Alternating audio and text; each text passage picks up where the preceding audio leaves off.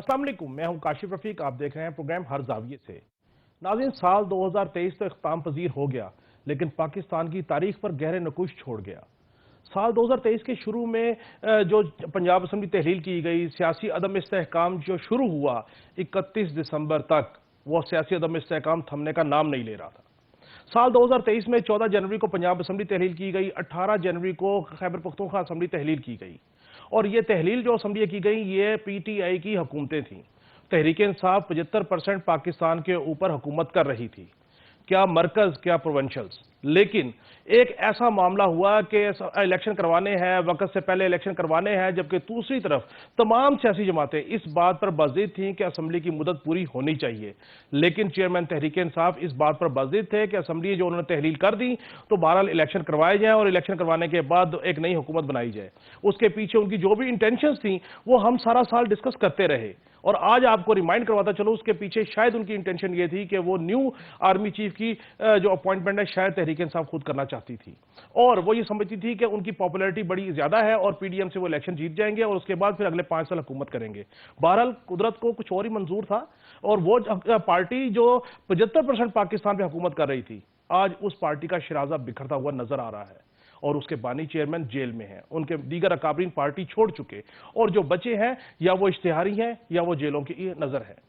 इस तमाम सियासी अदम इस्तेहकाम ने पाकिस्तान की मईशत को बड़े बुरे तरीके से डैमेज किया और 2023 के पहले 6 माह यह राग अलापा गया कि पाकिस्तान डिफॉल्ट के करीब है, पाकिस्तान को इमदाद नहीं मिल रही, पाकिस्तान की मईशत खराब है और महंगाई अपने अरूज पे है। लेकिन मैं उस वक्त की जो सियासी क़यादत थी और इसके अलावा अस्करी क़यादत, बिलखुसूस army chief Syed general Asim Munir, उनकी यकसू पॉलिसी के ऊपर चलते हुए ये डिफॉल्ट का जो राग था वो खत्म हुआ और पाकिस्तान अल्लाह अल्लाह करके मईशत पे दोबारा ट्रैक पे आया। और उसके बाद IMF से साथ हमारी डील हुई, IMF की तरफ से भी हमें इमदाद आनी शुरू होगी और दीगर हमारे जो इस्लामी ममालिक थे उन्होंने भी पाकिस्तान को खातिर खास सपोर्ट किया। इसके अलावा एक पॉलिसी तरतीब दी गई कि पाकिस्तान की मईशत को कैसे ग्रेजुअली आगे लेके जाया जाएगा और बैरून मुल्क से आने वाले इन्वेस्टर्स को कैसे फैसिलिटेट किया जाएगा, उसके लिए एक वन विंडो ऑपरेशन भी कायम किया गया। पाकिस्तान में इस माइशत की डूबती हुई नैया को पार लगाने के बाद, एक ट्रैक पे चढ़ाने के बाद, जो तीसरा बड़ा चैलेंज पाकिस्तान को सामने दरपेश था वो सिक्योरिटी का था। और सिक्योरिटी के इतने ज्यादा मामला खराब थे, गंभीर थे, जगह जगह मसाइल बने हुए थे और जो कि अब तक भी इंसर्जेंसीज जारी है और अफगानिस्तान से तवातुर के साथ पाकिस्तान के अंदर इंसर्जेंसीज हो रही हैं, खुदकुश धमाके हो रहे हैं, मुख्तलिफ किस्म के वाकयात सामने आए और हमने उसको रिपोर्ट किया। अब वो पाकिस्तान की सिक्योरिटी की सूरत हाल को मुआशी सूरत हाल और सियासी सूरत हाल ये आपस में इंटीग्रेट थी। लेकिन पाकिस्तान की तमाम जो सूरत हाल है इसको ओवरकम करने के लिए यकसू पॉलिसी जो है बहरहाल वो कारगर साबित हुई और उसमें अब तक फ्रूट आना शुरू हो गए। इसके बाद आगे चलिए तो पाकिस्तान की तारीख में एक ऐसा सानिया रूनुमा हुआ जो शायद किसी सियासी जमात ने आज से पहले नहीं किया था और वो सानिया था 9 मई का। 9 मई के साने में जब बानी तहरीक इंसाफ को जो गिरफ्तार किया गया तो उसके बाद जो एक बलवा सामने आया, पाकिस्तान के दिफाई इदारों को, उनकी स्ट्रेटजीज को, शोहदा के जो अलामात थी उनको बुरे तरीके से डैमेज किया गया, उस पर बलवा किया गया और उसके बाद एक ऐसा माहौल क्रिएट किया गया कि जैसे ऐसे लगता था कि पाकिस्तान में अनारकी का समा है। कोई कानून नहीं, कोई किसी को पूछने वाला नहीं, कोई किसी को पकड़ नहीं सकता, कोई किसी को सजा और जजा का मामला नहीं कर सकता। 9 मई के साने के बाद उस सियासी जमात जो कि 75% पाकिस्तान पे हुकूमत कर रही थी उसका शिराजा असल में बिखरना शुरू हुआ और 9 मई के वाकयात और उसमें मुलविस लोग आज भी अंडर ट्रायल हैं। कभी वो पेशी लेते हैं, कभी कुछ करते हैं, कभी फौजी अदालतों के खिलाफ मुहिम चलाई जाती है और कभी फौजी अदालतों के खिलाफ जो है वो बातें की जाती हैं। और इसमें सबसे अहम टूल जो है वो सोशल मीडिया ने काम किया और सोशल मीडिया ने 2023 में पाकिस्तान में तवातुर के साथ, यकसुई के साथ हिजानी कैफियत बरकरार रखी, अफरा तफरी बरकरार रखी।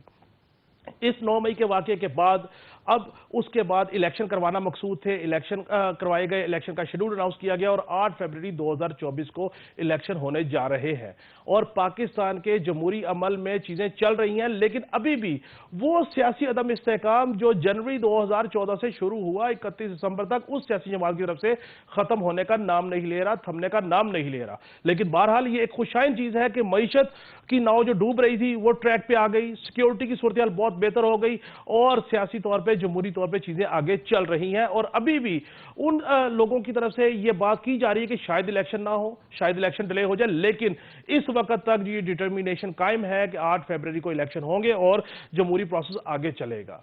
ये तमाम की तमाम सूरत हाल, ये पाकिस्तान, अगर आप पाकिस्तान में सियासत कर रहे हैं, पाकिस्तान में कारोबार कर रहे हैं, तो फिर पाकिस्तान के खिलाफ इस तरह की हर्जा सराई करना, इस तरह की सूरत हाल क्रिएट करना, यह कोई दानिशमंदाना फैसला नहीं था। नाज़रीन, ये तमाम 2023 के जो बड़े बड़े वाकयात हैं, इसके ऊपर हमारे पैनलिस्ट क्या कहते हैं, इसके ऊपर बाकायदा गुफ्तगू करेंगे। हमारे साथ रहिए एक ब्रेक के बाद।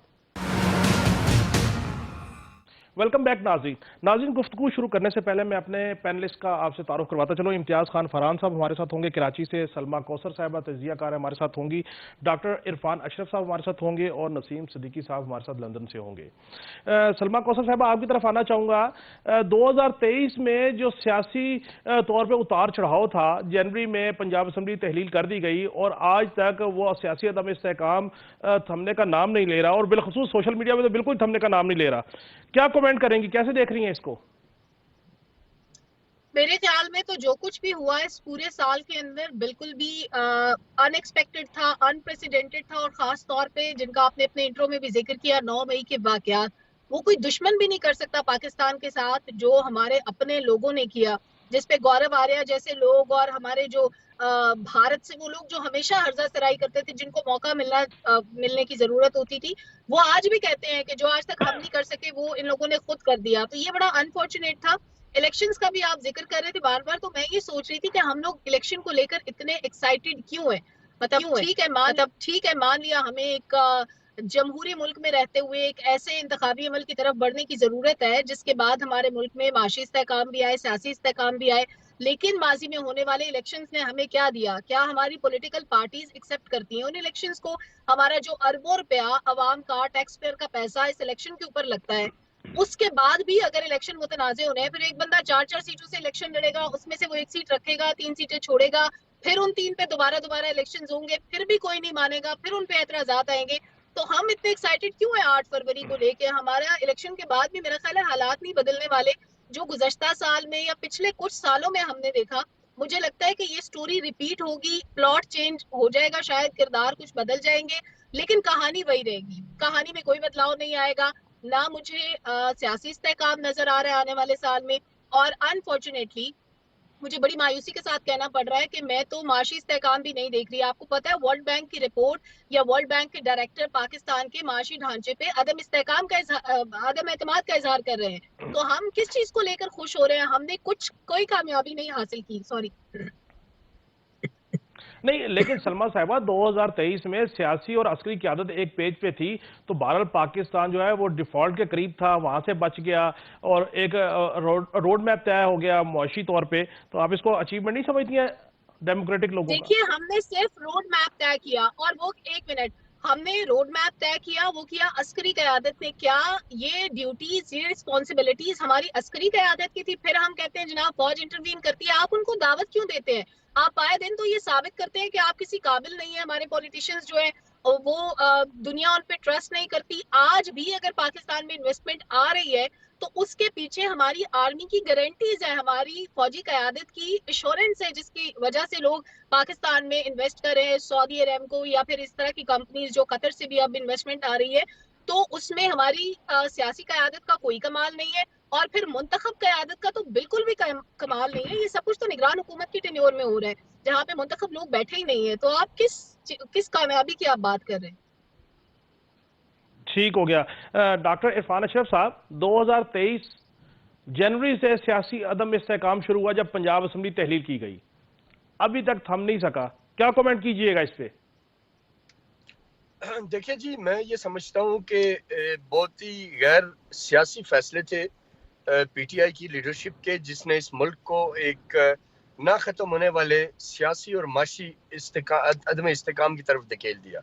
लेकिन मैं ये समझता हूँ कि वक्त के साथ साथ गो के उनके गलत फैसलों का असर तो पड़ा। पाकिस्तान सियासी तौर पे अदम इस्तेकाम का शिकार हुआ, माशी तौर पे मसले हुए। लेकिन मैं ये समझता हूँ कि अगर हम ये कहें कि बस अब हम इसी स्टेट में रहेंगे, तो ये गलत है। ठीक है, ये इश्यूज अपनी जगह थे, लेकिन आपने देखा कि जब पीडीएम की गवर्नमेंट आई और उसमें मौजूदा army chief general Asim Munir की क़यादत में फौज ने जो स्पेशल फैसिलिटेशन सेंटर का क्याम अमल में लाया, इनिशिएटिव लिया गया SIFC का, उसके बाद आपने मुस्बत इशारे भी देखे, स्टॉक एक्सचेंज भी बेहतर हुई, बाकी भी जो हमारे जो इश्यूज थे वो खासी हद तक सेटल हुए और मुल्क में आज कदरे एक स्टेबिलिटी की तरफ चीज़ें जा रही हैं। तो मैं ये समझता हूँ कि PTI का बहुत ही जो नॉन पॉलिटिकल डिसीजंस थे, कौमी असम्बली से निकलना, फिर सूबाई असम्बलियाँ तहलील करना, फिर एक लॉन्ग मार्च और प्रोटेस्ट की मुल्क के अंदर एक फ़िज़ा बनाना, इन सारी चीज़ों ने हमें डैमेज किया। लेकिन अब हम मेरे अपने अंदाजे के मुताबिक, मैं मैम की बात सुन रहा था, मैं उनसे एग्री नहीं करता। पाकिस्तान अब पॉजिटिविटी की तरफ जा रहा है, पाकिस्तान आगे बढ़ रहा है, पाकिस्तान में बैरूनी सरमायाकारी आ रही है, माइंस एंड मिनरल्स का जो पाकिस्तान के पास पोटेंशियल है वो एक्सप्लोर हो रहा है। हमारा जो एग्रीकल्चर है उसके हवाले से इनिशिएटिव्स लिए जा रहे हैं। कल ही आर्मी चीफ ने कन्वेंशन सेंटर में जो बात की उसमें एग्जैक्टली उन्होंने यही कहा कि जो नैरेटिव है वो ये दिया जा रहा है कि जी जैसे कि कहीं खुदा न ख्वास्ता रियासत का वजूद खतरे में है, तो ऐसा कुछ नहीं है। ये जस्ट एक नैरेटिव है जो एक पार्टी की तरफ से, एक शिकस्त खोरदा पार्टी की तरफ से फैलाया जा रहा है। तो हकाइक इसके बहुत डिफरेंट हैं, चीज़ें बेहतरी की तरफ जा रही हैं और मैं ये आपको यकीन से कहता हूँ कि 2024 पाकिस्तान के लिए कामयाबी का साल है, पाकिस्तान की खुशहाली का साल है और पाकिस्तान से ये जो हजानी कैफियत है इसके खात्मे का साल होगा। और आप देखेंगे कि 2024 के आखिर में जब हम बात कर रहे होंगे तो हम 23 से बहुत आगे खड़े होंगे। उसकी एक बहुत बड़ी वजह यह है कि हमारे जो स्टेक होल्डर्स हैं उन्होंने कुछ डिसीजंस ले लिए हैं, उन्होंने चीज़ें बेहतर करने का फैसला कर लिया है। वो किसी किस्म के हर्डल में नहीं आएंगे, माफिया से नहीं रुकेंगे।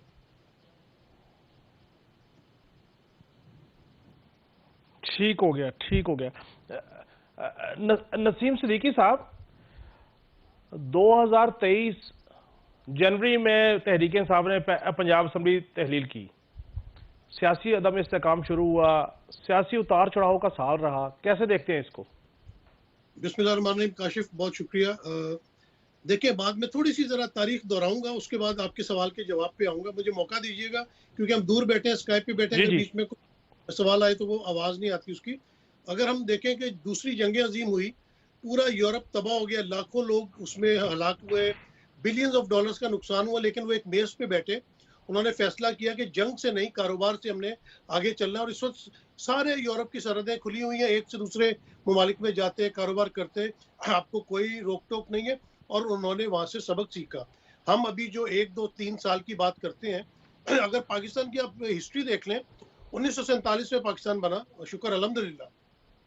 1948 में कहा जाता है कायद-ए-आज़म के खिलाफ साजिश हुई, उनकी एम्बुलेंस फंस गई, ज़ियारत जा रही थी, बहरहाल जो भी हुआ, लियाकत अली खान को उसके बाद गोली मारी जाती है। मैं तेजी से ज़रा दोहराता हूँ क्योंकि तारीख तो बहुत लंबी है।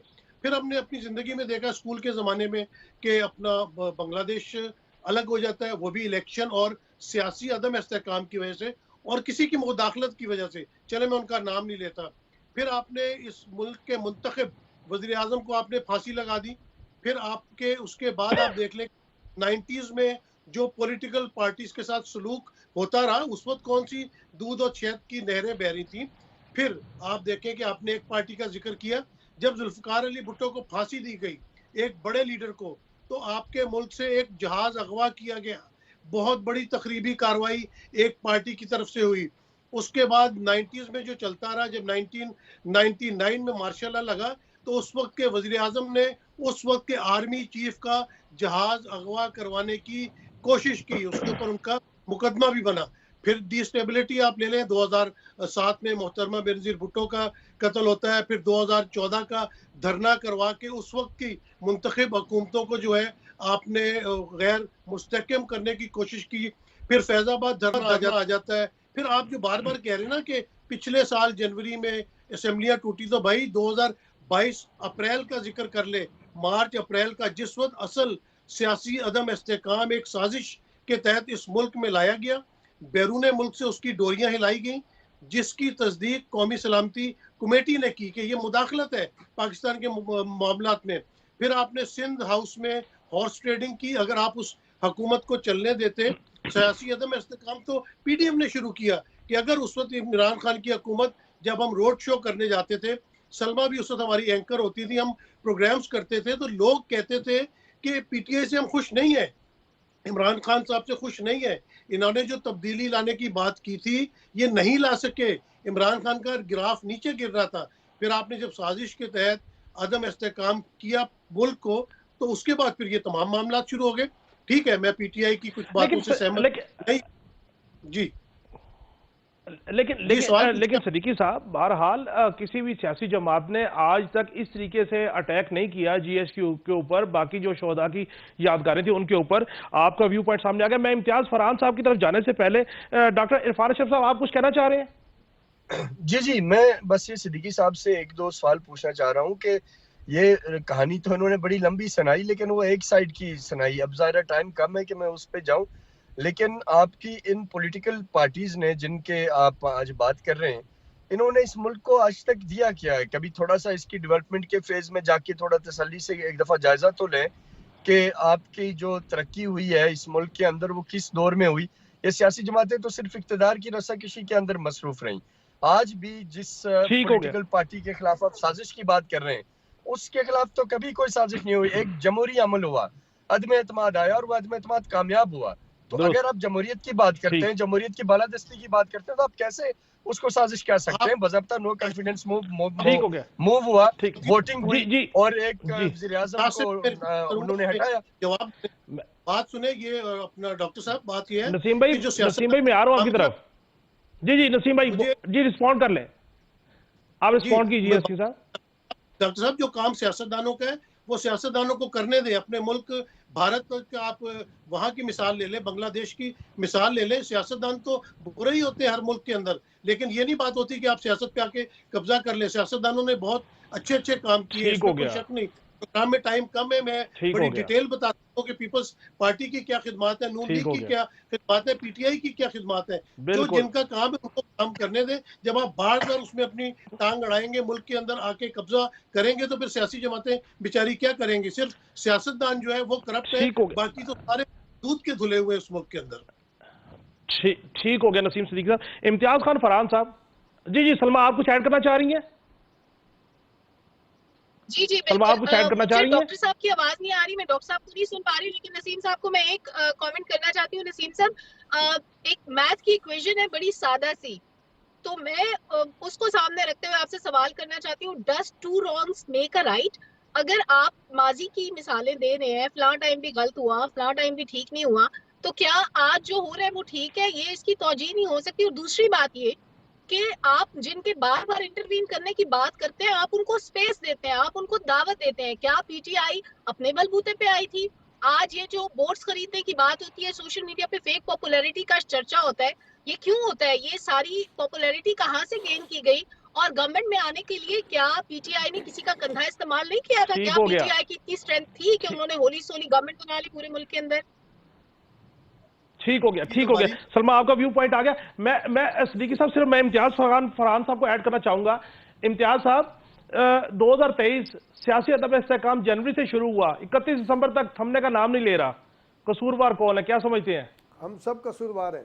हम उसमें मीडिया सबसे ज़्यादा है, जो उसमें बहुत सारी चीज़ें ऐसी भी कोशिश करता है सपोर्ट करने की जिसका रियलिटी से ताल्लुक़ नहीं होता। फिर दूसरा उसका नेशनल सिक्योरिटी से मामला होता है। तो बहादुर ब्रेव बनने के चक्कर में हम पूरी दुनिया में, मैं तो आज सिद्दीकी साहब का बहुत मशकूर हूँ कि उन्होंने ये बात बिल्कुल कही कि सियासतदान हमारे, हम सिर्फ सियासतदान हमारा आसान टारगेट होता है, हम उसका गिरबान पकड़ते हैं और उसके खिलाफ शुरू हो जाते हैं। लेकिन मैं ये पूछना चाहूँगा कि पूरी दुनिया में कोई मुझे एक मुल्क बता दें, अफ्रीका का मुझे एक मुल्क बता दें जो अपने मुल्क के खिलाफ कार्रवाई और बोलने की और सारे प्रोग्राम करने की इजाज़त देता हो या कोई कर सकता हो। आप अमेरिका में जाएं, झंडा जला दें, आपको कुछ नहीं कहेंगे। आप उसकी सिक्योरिटी के ऊपर जब आएंगे, हमलावर होंगे, तो उन्होंने जब ये इसका ट्रम्प का इलेक्शन हुआ था तो उन्होंने अपने कितने बंदों को उड़ा दिया था, उन्होंने सबको पकड़ के बिठा दिया था कि जनाब आप तो दूसरे मुल्क से मिल रहे हैं। अब ये हम एक तो थ्योरी लेकर आते हैं, जनाब फलां ने ऐसे कर दिया। मैं डॉक्टर इरफान साहब की इस बात से बिल्कुल मुत्तकिफ हूँ कि जनाब ये पहली मरतबा पाकिस्तान की हिस्ट्री में नो कॉन्फिडेंस हुआ था और नो कॉन्फिडेंस कामयाब हो गया था। और उसके ऊपर आए, और जो स्पीकर ने उठ के चला गया, क्यों उठ के चला गया स्पीकर, हम सवाल करते हैं ये बड़े बड़े साफी। और जो डिप्टी स्पीकर ने दिया वो तो आर्टिकल पूरी आइन की खिलाफ वर्जी थी, उसने रूल आउट कर दिया सारा का सारा। और वही आरिफ अलवी ने रेफरेंस भेजा हुआ था, वही साइबर का रेफरेंस आगे भेजा हुआ था सुप्रीम कोर्ट में। हम कभी बात करते हैं इस पे, हम या तो कभी हम किसी को अच्छे लगने लगते हैं या कोई हमें अच्छा लगने लगता है। देखें, हम आप एक एनालिस्ट है, हमारा तज्जिया गलत हो सकता है, इसमें कोई दो राय नहीं है कि मैं अपने एंगल से तज्जिया कर रहा हूं। लेकिन बात यह है कि जहां पर नेशनल सिक्योरिटी आएगी तो आप क्या सपोर्ट करना शुरू करेंगे? अल जुल्फकार की बात की सिद्दीक साहब ने, मैं इसी प्रोग्राम में पिछले हफ्ते मुतवातिर कहता रहा हूं कि सगी मां ने, बेगम नुसरत भुट्टो ने अल जुल्फकार की वजह से अपने बेटे को डिसऑन कर दिया था और कहा अल जुल्फकार से पीपल्स पार्टी का कोई ताल्लुक नहीं है। और मुझे यहाँ पर कई नशा पार का जलसा याद है, उस वक्त तो मैं जर्नलिज्म में भी नहीं आया था, कि बेनजीर भुट्टो ने इशारा करके कहा था ये मुझे अल जुल्फकार के लोग कुछ नजर आ रहे हैं, इनको यहाँ से निकालो बाहर। तो जब जाके गए उन्होंने तो लाताल्लुकी की थी, जिसने ये हरकत की तो क्या 9 मई की लाताल्लुकी हुई है? वो कहते हैं हम जब निकलेंगे फिर करेंगे, फिर करेंगे। फिर मैं कोई किसी इस्टेब्लिशमेंट की बात नहीं कर रहा, ना मैं किसी फौज की हिमायत करने की बात कर रहा हूं, ये मुल्क की सलामती का मामला आ रहा था यहां पर सारी की। कभी ऐसे हुआ जैसे आपने भी अपने इंट्रो में बोला, कभी ऐसा? अब हम मासूम बनाने की कोशिश करते हैं, ऐसा होगा तो ऐसे ही होगा, ऐसा होगा तो ऐसी होगा। तो भाई फिर तो सबने भुगता है, सारी चीजें आगे गई हैं। अभी भी मुज़ाकरात की जो टेबल पे बात की, क्या मुज़ाकरात के ऊपर पीटीआई ने कभी बात की है? कल मैं सुन रहा था उनके एक फोकल पर्सन को कि एनपी से भी बात हो सकती है और पीपल्स पार्टी से बात हो सकती है, कि वो कहते हैं ना दोस्त का दोस्त दोस्त होता है, दुश्मन का दुश्मन भी दोस्त होता है। तो क्या कभी पीटीआई ने मुज़ाकरात से आगे बढ़े? नहीं बढ़े कभी मुज़ाकरात के लिए। वो हमेशा ये कहते रहे कि मैं इसके साथ भी ऐसा करूंगा, फला के साथ ऐसा करूंगा। जनरल बाजवा, जनरल फैज, उनके फैज के हवाले से इन्होंने नहीं कहा, लेकिन जनरल बाजवा के लिए क्या कुछ कहा, जो उनको लाए कि जनाब अगर वो आज गलत है जनरल बाजवा, तो जब आपके लिए सारी वो कर रहे थे उस वक्त बाजवा बहुत दूध के धुले हुए थे, बहुत अच्छे थे, जब आपके लिए उन्होंने बीच में आके खड़े हुए। तो ये हमें मुल्क का बात करनी चाहिए। 23 वाला साल हमारे लिए बहुत अच्छा नहीं गुजरा, पाकिस्तान के लिए माशी तौर पर भी, सियासी तौर पर भी। हमें एक तजर्बे के तौर पर ये साल रखते हुए आगे बढ़ना चाहिए। जी ठीक हो गया, ठीक हो गया। नाज़रीन, गुफ्तगू का सिलसिला जारी है, मिलते हैं एक ब्रेक के बाद, हमारे साथ रहिए।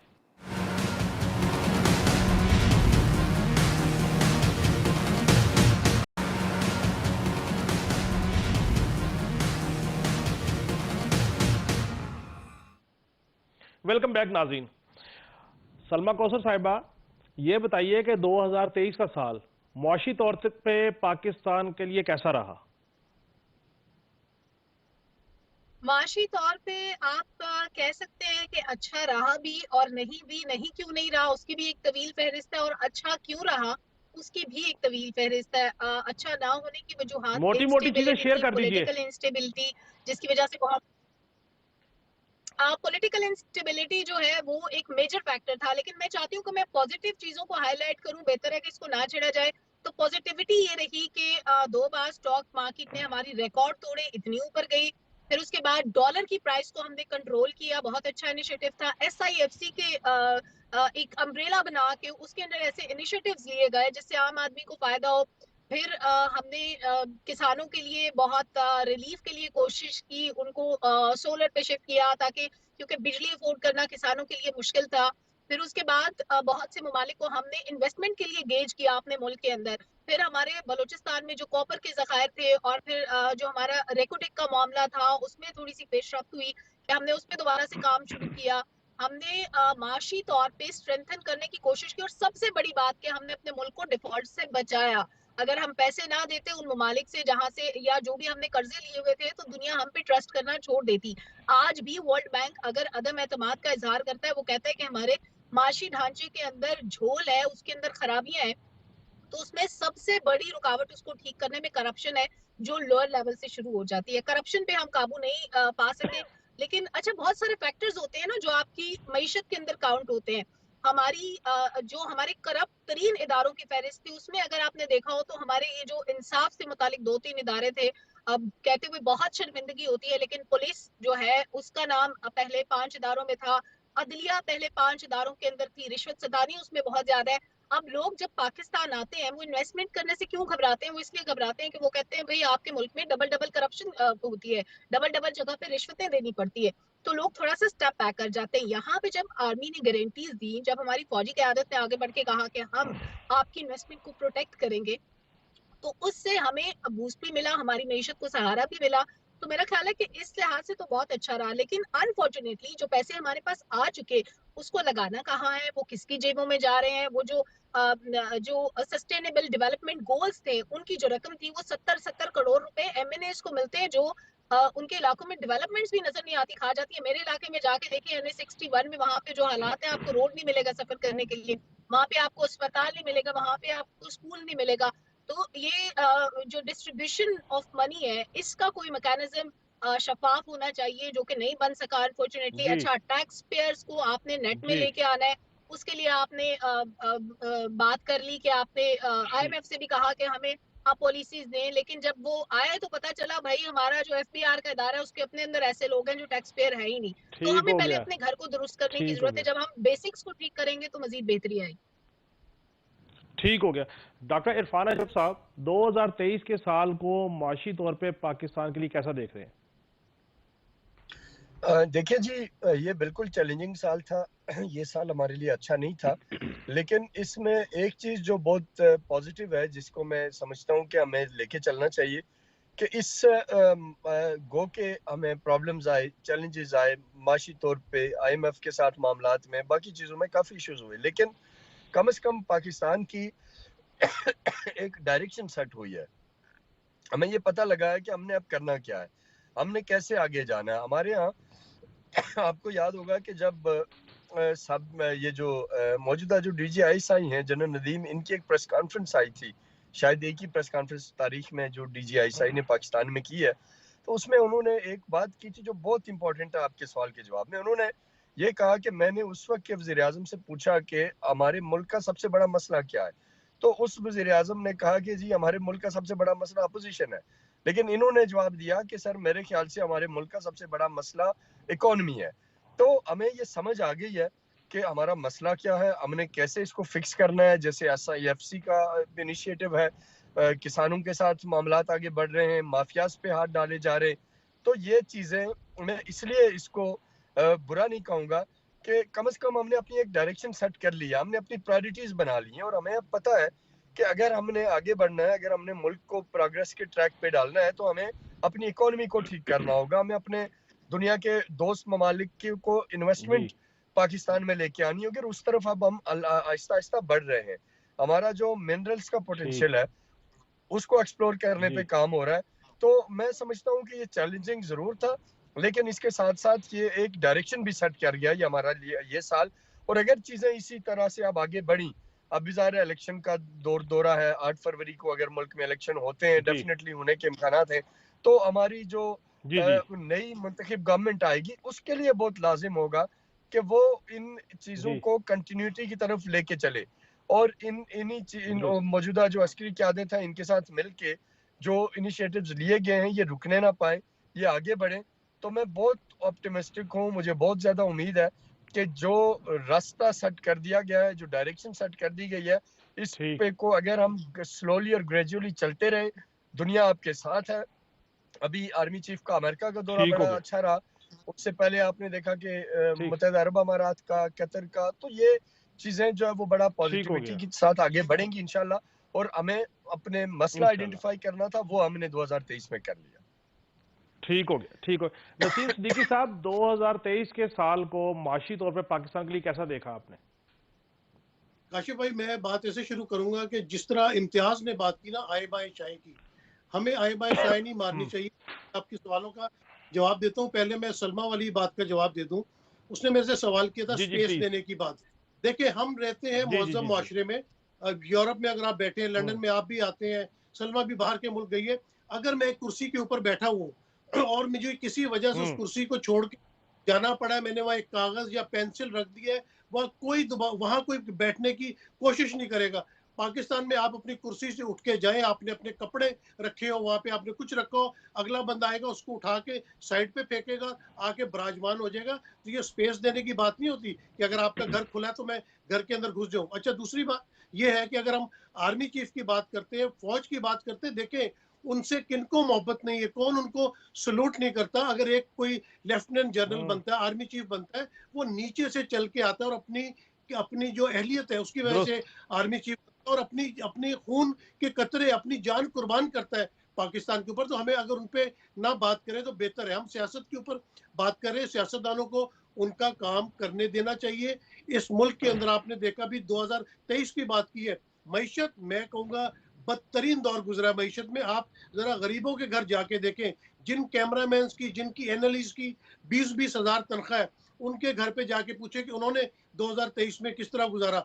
2023 में बदतरीन इंसानी हकूक का जो है पाकिस्तान के अंदर रिकॉर्ड कायम किया गया। काशिफ, आपको याद है कि जब पीटीआई का दौर था और साफियों के साथ ज्यादती होती थी, किसी को उठाया जाता था, हम बिला शराकते गैरे, हम हर सहाफ़ी के लिए हम प्रेस क्लब में जाते थे, आप साथ होते थे, आपने बहुत ज्यादा काम किया है। लेकिन इस 2023 के अंदर जिस तरह औरतों के गिरेबानों पे हाथ डाला गया है, जिस तरह लोगों के घरों में कूद के चादर और चार दीवारी का तकद्दुस पामाल किया लेकिन गया, सिद्दीकी ये जो साहब, इलेक्शन, लेकिन ये देखिए अपने इलेक्शन के हाथ देते हैं कि सिद्दीकी साहब, इलेक्शन होने से पहले कागजात नामजदगी छीने जा रहे हैं। क्या हम जंगल में रह रहे हैं? जंगल का कानून है। फिर जिस तरह एक पार्टी के आपने मुस्तरद किए हैं सारे नामजदगी पेपर, क्या आपने तमाशा बनाया हुआ है? ये मुल्क तरक्की करेगा? मेरी दुआ है, मेरा पाकिस्तान है, मेरी सरजमीन है कि तरक्की करे। लेकिन जहां पे इस किस्म के जाहिल लोग होंगे, जिस तरह जाहिलाना दौर पाकिस्तान के अंदर इस वक्त गुजर रहा है, मैंने अपनी सारी जिंदगी में नहीं देखा। आप कैसे कह सकते हैं कि आगे जाके ये मुल्क तरक्की करेगा? कभी भी नहीं इस तरह ठीक हो तरक्की हो गया, सकती। ठीक हो गया। डॉक्टर इरफान अशरफ साहब, आप कुछ ऐड करना चाह रहे हैं? सर सिर्फ मैं ये बताना चाहता हूँ, बहुत मोहतरम है मेरे लिए सिद्दीकी साहब, कि सर मुझे ये बताएं कि दुनिया का कौन सा मुल्क है जहाँ की कोई एक सियासी पार्टी इक्तदार खोने के बाद इतनी बेसाख्ता और हवास बाख्ता हो जाए कि वो उस मुल्क के सिक्योरिटी इदारों के दफातर पे चढ़ाई करे, वो शोदा के मज़ारात तोड़ दे, वो रियासती रिट चैलेंज कर दे, वो रियासत के खिलाफ बगावत कर दे, और उसके बाद उनको आप वहाँ इलेक्शन लड़ने दें। आप जिस मुल्क में रहते हैं वहाँ का मुझे बता दें। अब अगर अमेरिका में रहते हैं तो मुझे ठीक हो बताएं, गया, क्या व्हाइट हाउस पे हमलावर हो जाए या पेंटागन के ऊपर ठीक कोई हो गया। पॉलिटिकल पार्टी हमलावर हो जाए, तो आप कुछ जवाब देने उसको दें दोबारा वहां डॉक्टर साहब। कोई इस मुल्क स्पेस में देंगे? ये तो डॉक्टर साहब पाकिस्तान के में साथ मसाइल क्या जी जमहूरियत जी हुआ है, जी जम्मू जी केसरी जहाँ जी उनको जी इसके तोड़ रहा है, बावजूद इतना जो वक्त आइन दिया को जा रहा इरफान है, अशरफ और साहब, इसके बावजूद जी उनको बिल्कुल इरफान ऑल अशरफ आउट साहब, फैसिलिटेट किया मैं जा रहा आपको है। पॉइंट आ गया, तो यहाँ ह्यूमन आपका राइट्स पॉइंट आ वायलेशन गया। का कोई कंसेप्ट नहीं है, सारी की सारी फर्जी कहानियां हैं और एक पार्टी की बनाई हुई हैं। आप पहले जो है वो आए, ठीक हो तोड़ गया, फोड़ ठीक हो करें, गया, जलाओ गिराव ठीक हो करें, गया, जनरल हेडक्वार्टर पे हमला करें, और बाद में आप कहें जी बहुत ह्यूमन राइट्स ठीक हो गया, वायलेशन हो रही है। ये ठीक हो दुनिया गया। में कहीं नहीं होता डॉक्टर साहब। इरफान अशरफ साहब, डॉक्टर साहब आपका व्यू पॉइंट ऑफ व्यू आ गया जी। सिद्दीकी साहब, आप शॉर्ट सी रिस्पॉन्स करें, फिर मैंने आगे जाना है। मैं क्विकली कहूंगा डॉक्टर साहब को, डॉक्टर साहब ये देखें, हमें भी पता है कि शोधा की नहीं होना चाहिए। इस मुल्क का आइन सबसे ज्यादा मुकद्दम है। कितनी दफा आइन तोड़ा गया है, कितनी दफा आइन तोड़ने वाले पे आर्टिकल 6 लगा के ठीक हो आपने गया, फांसी ठीक दी। हो गया, तक ठीक आइन हो गया। मुसलसल तोड़ रहा है। कौन आइन को तोड़ रहा है? उसको सजा दी आपने। चंद एक लोगों ने अगर 9 मई किया, आप उनको सजा दें। आप करोड़ों लोगों को किस बात की ठीक हो सजा गया, दे रहे हैं? पूरे पाकिस्तान को किस बात की आप सजा दे रहे हैं? ठीक हो गया। सिद्दीकी साहब, आपका रिस्पॉन्स। इम्तियाज खान फरहान साहब, 2023 में मुआशी तौर पे पाकिस्तान कैसा गुजरा, कैसा रहा, क्या कमेंट करेंगे? देखिए, सलमा ने जो बात की ना, सलमा कौसर साहिबा ने, हमें उसको आगे लेके हम पॉजिटिविटी के ऊपर बात करनी चाहिए कि जो उन्होंने पूरे गिनवाए कि वाकई इस तरफ हम जा रहे हैं और अच्छाई की एक उम्मीद है। कभी भी आपको मायूस नहीं होना चाहिए।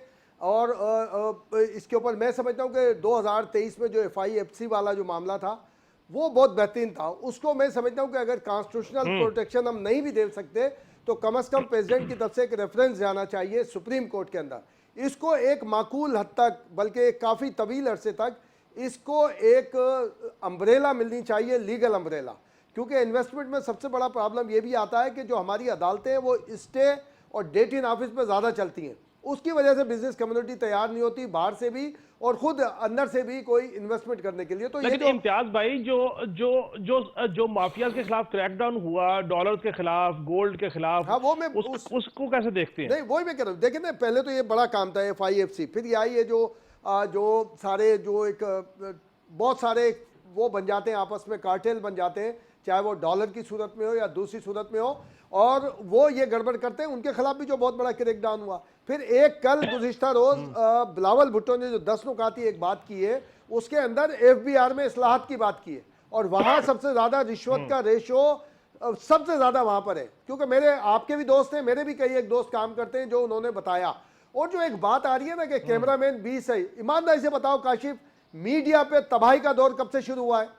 फवाद चौधरी को मैं जाती तौर पर, आप भी थे, हमने इस्लामाबाद में कहा कि ये मत करो, खुदा के लिए मत करो। आरिफ अलवी वहाँ पर मौजूद थे, उस कन्वेंशन के अंदर सारे 5 सदूर मौजूद थे लीडिंग प्रेस क्लब के। किसने शुरू किया ये सारा बुरहान मीडिया की इंडस्ट्री के ऊपर किसकी तरफ से आया? और आज भी एहतजाज होता है। अगर सिद्दीकी साहब अल्हम्दुलिल्लाह अल्लाह इन्हें लंदन में रखे, अगर लंदन में तशरीफ फरमाए, तो हम तो पहले दिन भी यहीं कराची में इमरजेंसी हो परवेज मुशर्रफ की गिरफ्तार हुए थे हम, और कराची प्रेस क्लब के सामने दुनिया का सबसे बड़ा साफियों का मुजाहरा हुआ था इसकी इमरजेंसी के खिलाफ। मुक गया तेरा शो मुशर्रफ, गो का नारा सबसे पहले लगाई कराची प्रेस क्लब के सामने था। बात यह है कि हमें जज्बात में पाकिस्तान नहीं भूलना चाहिए, पाकिस्तान की सलामती को नहीं भूलना चाहिए। नई बात होनी चाहिए, किसी आर्मी चीफ की नहीं होनी चाहिए, बात बिल्कुल नहीं होनी चाहिए। हम तो नहीं करते कभी भी, हम कहते हैं कि पॉलिटिशियन भी तो अपनी इस्लाह करें, और वो फिर उसमें बैठ के बहुत सारी बात आ जाती है कि जना। और ये मैं काशिफ आपके प्रोग्राम के थ्रू फिर कह रहा हूं, मुझे कोई एक बड़ा नाम बता दें जिससे छीना गया हो कागजात नामजदगी, कोई एक बड़ा नाम, और उसकी फुटेज बता दें कि जो किसी रियल किसी कैमरामैन ने बनाई हो। ये सारी दूर से ड्रामेबाजी, शाह महमूद कुरैशी की पूरी आप फुटेज देख लें। और मैं सिद्दीकी साहब से कहूंगा और दोस्तों से कहूंगा जो यकीन नहीं रखते, इलेक्शन कमीशन से मुतालबा करूंगा कि ये कागजात नामजदगी वेबसाइट पर डालें। जानबूझ के गलतियां की गई हैं, जिनको कहा गया कि जाएं आप आगे बढ़ाएं, और उन्हें, और ये जो सलमा कौसर साहब एक बात कह रही थी बिल्कुल सही है कि 3-3, 4-4 हल्कों से लड़ रहे हैं आप, और जीत जाएंगे तो फिर क्या होगा? जैसे उधर माजी में एक मिसाल डाली गई थी कि जनाब 10 हल्कों से 8 हल्कों से लड़े और फिर कहीं एक से ओथ भी नहीं लिया जाके, ये मजाक बनाएंगे आप? ऐसा नहीं है कि पाकिस्तान में कोई एक ही है। ठीक हो। सलमा, आप कुछ ऐड करना चाह रही हैं, फिर मुझे ब्रेक पे जाना है। Short comment please. Naseem Siddiqui साहब हमारे बहुत मोहतरम सीनियर कॉलीग हैं, मैं शॉर्टली ऐड करना चाह रही हूँ। मैं चाह रही थी कि तमाम हमारे जितने भी पैनलिस्ट हैं वो अपनी राय का इजहार कर लें। नसीम साहब, I can't by this comment कि आप अगर मुझे ये कहें कि मुहज्जब मुल्कों में ऐसा होता है, गैर मुहज्जब मुल्कों में ऐसा होता है, ये डिफरेंस तो आप किस मुल्क के लिए कह रहे हैं, किस माशरे को आप मुहज्जब कहते हैं? तहजीब के दायरे कार हर मुल्क के लिए मुख्तलिफ होते हैं, और जिसको आप फजूल और बुरा दौर कह रहे हैं, जाहिलाना दौर कह रहे हैं, वो दौर जिसको आप सुनहरा दौर कहा जाते थे, उसमें कौन सी दूध और शहद की नहरें बहती थी? और इन लोगों को आप कहते हैं कि ये खुद से ना आए, इनको स्पेस दी जाती है, आप खुद अपनी नाअहलियों का एतराफ करते हैं, आप कहते हैं कि हम ये काम नहीं कर सकते, आप आके हमारी जगह करें। ये जो इन्वेस्टमेंट पाकिस्तान आ रही है, ये पहले क्यों नहीं आई? ये जो डॉलर का रेट कंट्रोल हुआ, ये पहले क्यों ऊपर जा रहा था? लोग पाकिस्तान में आके इन्वेस्टमेंट क्यों नहीं कर रहे थे?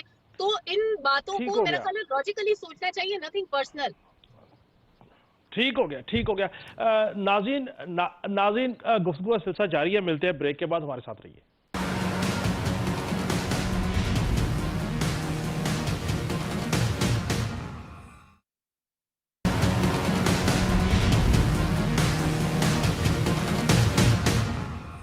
वेलकम बैक नाज़रीन। नसीम सिद्दीकी साहब, एक तो पिछले सेगमेंट में आपके हवाले से गुफ्तगू हुई, आप उसको रिस्पॉन्ड करना चाहें, यू हैव द राइट। दूसरा, ये 2023 का साल सिक्योरिटी के हवाले से भी को बहुत अच्छा नहीं रहा, बड़ी कार्रवाइयाँ हुई, और बिलखसूस अफगानिस्तान से इंसर्जेंसीज हुई, उसके वाक़यात हुए, और अब तो शवाहिद भी आना शुरू हो गए हैं, और जो असला है वो भी पकड़ा जाना चाह रहा है। क्या कहेंगे इस पर? देखिए काशिफ, पाकिस्तान के अंदर बहुत सारी चीज़ें दुरुस्त होने वाली हैं। मैं अभी भी कहूँगा उसमें जिसका जो रोल है वो अदा करें।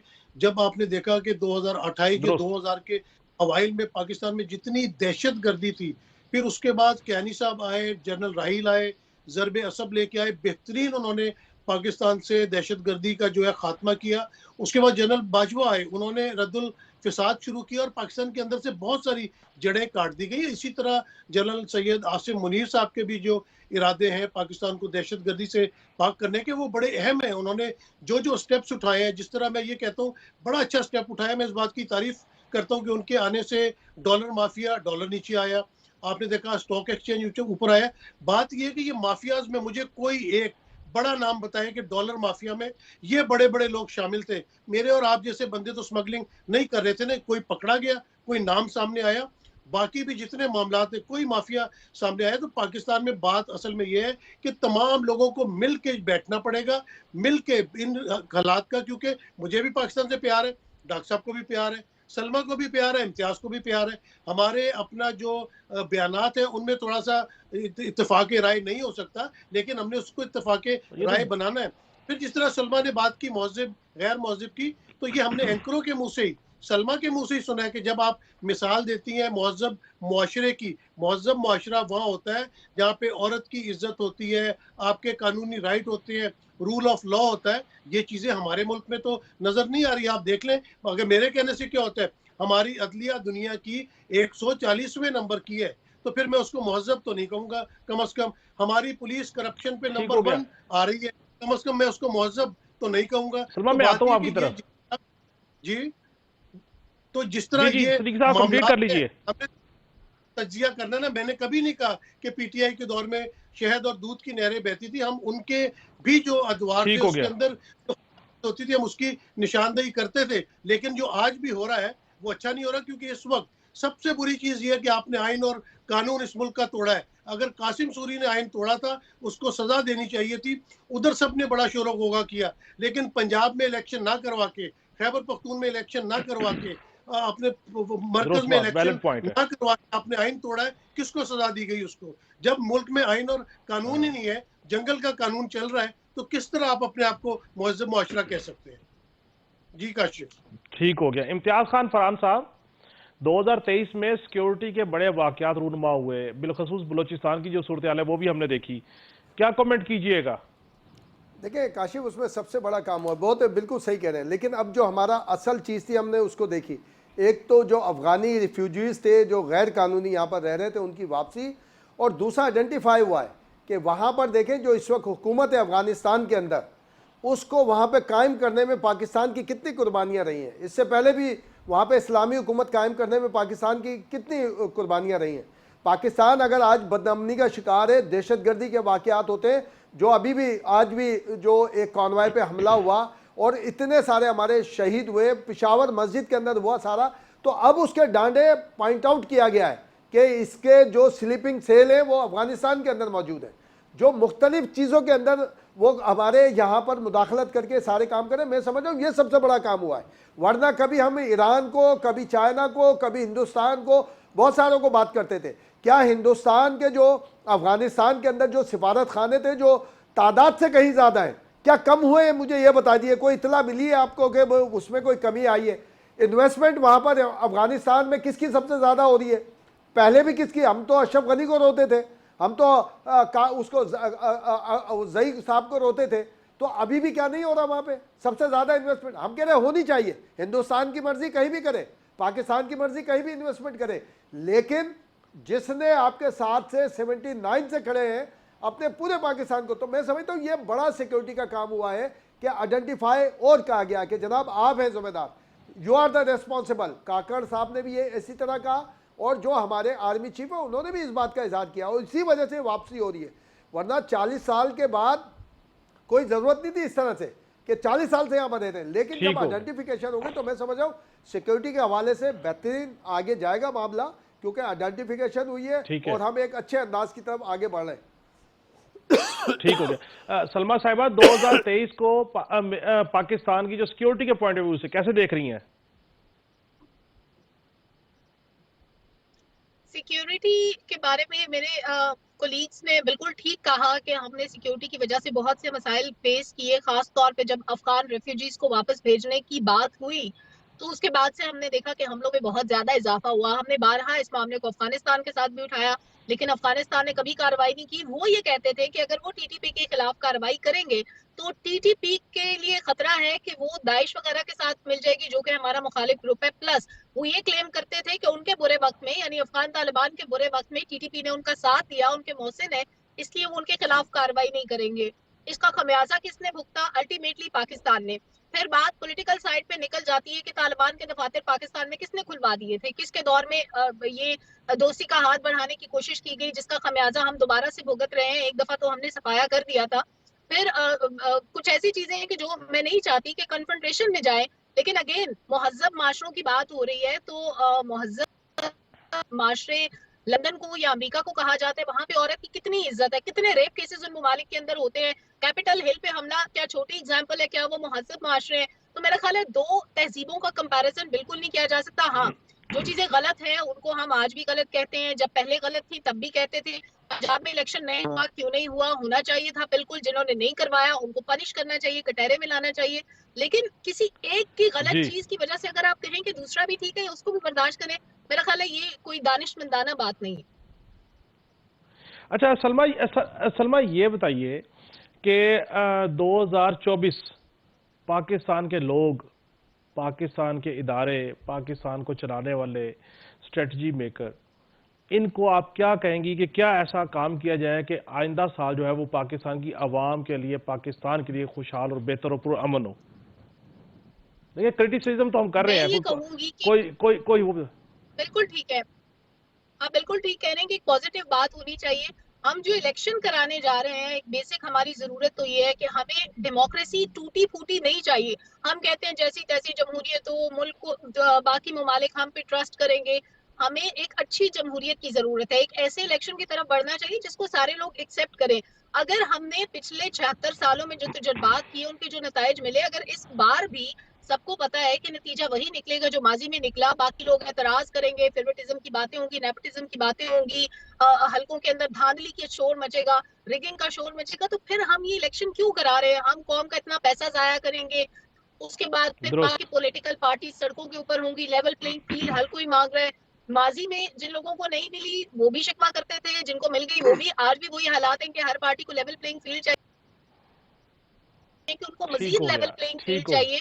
तो मेरा ख्याल है कि काशिफ इस बहस से निकलना चाहिए, मुल्क को एक अच्छी जमहूरियत देनी चाहिए, एक साफ शफाफ इलेक्शन ठीक हो देना गया। चाहिए, ताकि उसके बाद हमारे मुल्क में माशी इस्तेहकाम भी आए और सियासी इस्तेहकाम भी आए, और वो चीजें जो अवाम ठीक की हो गया। कुव्वत खरीद से बाहर हो चुकी हैं वो दोबारा इस काबिल हो सके लोग कि उसको खरीद पाए। ठीक हो गया, ठीक हो। नसीम सिद्दीकी साहब, 2024 पाकिस्तान के इदारों को, पाकिस्तान के लोगों को क्या करें कि पाकिस्तान बेहतरी की तरफ जाए? क्या सजेशन है आपकी?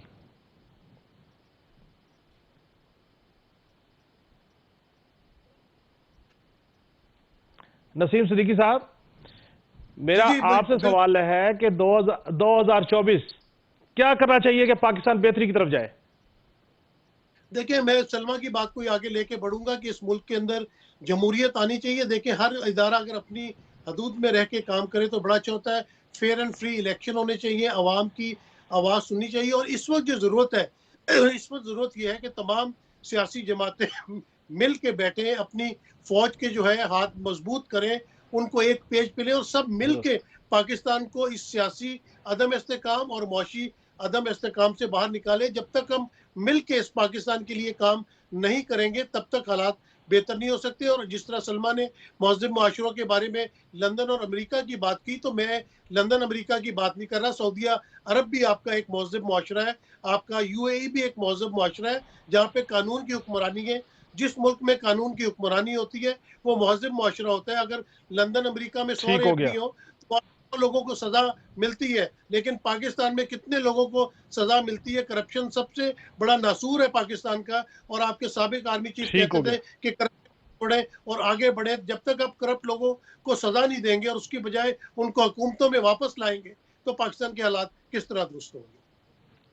ठीक हो गया। इम्तियाज खान फरहान साहब, 2024 के लिए क्या सजेशन है आपकी? देखिए, जो सिद्दीकी साहब ने कहा बिल्कुल डन है कि जी एक बड़े कौमी डायलॉग की ज़रूरत है जिसमें तमाम लोग पाकिस्तान की मईशत और सियासत के साथ साथ अब इखलाकियात के ऊपर भी गुफ्तगू करें कि पाकिस्तान में जो इखलाकियात सियासी सतह पर हो या समाजी सतह पर हो, जो एक मामला चाहे कौमी डायलॉग की बड़े उसकी ज़रूरत है। और ये FIFC वाला जो मामला है, मैं कहता हूँ इसको बिल्कुल एक लीगल अम्ब्रेला आप दें ताकि इन्वेस्टमेंट आपके बढ़े।